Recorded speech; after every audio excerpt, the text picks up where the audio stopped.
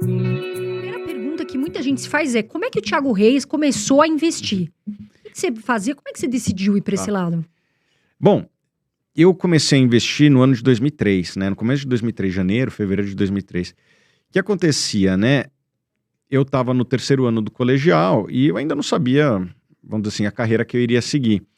E, como jovem, estou sempre olhando para o lado, vendo o que tem de oportunidade e tal. E uma coisa que chamava muito a atenção naquela época era o que acontecia na TV, né? Naquela época a gente via Jornal Nacional, né? Hoje em dia acho que não é mais tão grande a audiência, mas a gente como a gente via o mundo, né? Assim, não tinha internet tão forte como é hoje, né? Não tinha podcast como esse.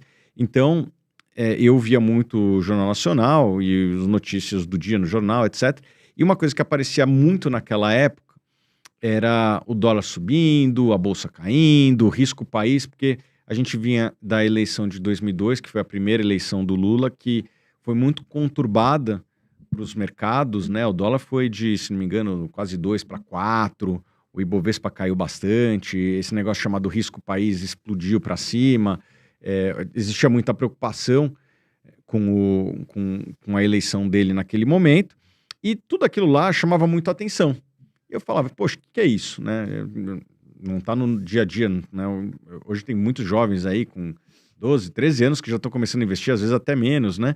E naquela época não tinha tanta informação como tem hoje. Isso mexia com a minha curiosidade, né? Meu pai, ele era vamos dizer assim, um investidor de subsistência, o que era muito raro, né? Hoje ainda é raro, mas naquela época era mais raro ainda, né? Um investidor como vários outros que estão nos acompanhando aqui.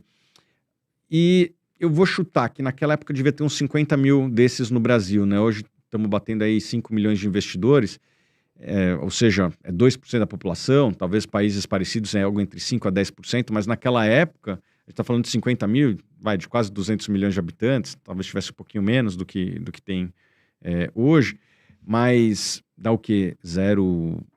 Menos de 0,1%, né? Muito pouco da população.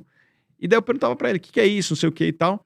E daí eu falei, pô, como é que eu faço para começar a trabalhar? E ele tinha um pequeno clube de investimentos que ele não estava, vamos dizer assim, dando um foco necessário. E eu comecei a administrar esse clube de investimentos que tinha o valor de aproximadamente 50 mil reais da época, que era o valor de um carro, vamos dizer assim, um Golf da época, né? Então, quanto que é o Golf hoje? É mais ou menos esse preço aí, não sei quanto que é, 150, um negócio Nossa, assim. hoje tá caro, hoje tá inflacionado, né? E então era mais ou menos esse valor que eu tinha para investir. Comecei a comprar, vender ações, né? Mas sempre com uma pegada muito de longo prazo, né? Eu, felizmente, quando comecei a estudar, eu fui numa livraria perto de casa, né? Que era a Livraria Cultura, ali perto do shopping, na verdade inserida no shopping Vila Lobos, né? Aqui em São Paulo.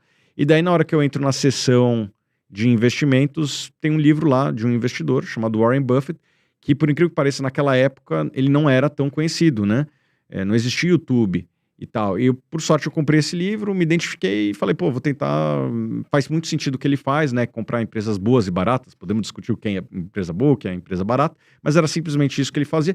E aquela época para o Brasil era muito fértil para. E eu ainda acho que né? Muito fértil para quem seguia essa filosofia.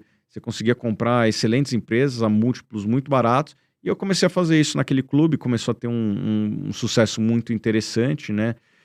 A bolsa subiu e a gente subiu mais ainda naquele período, simplesmente fazendo isso, comprando empresas boas e baratas. Tem ótimos casos daquela época, comprei Alpargatas, depois se der para pegar o gráfico aí, alguém vê, a Alpargatas de 2003, 2007, pô, multiplicou acho que umas 15 vezes, essa era a maior posição, Itaúsa, várias outras empresas, siderurgia, que a gente investiu bastante nesse clube. Esse clube foi muito bem.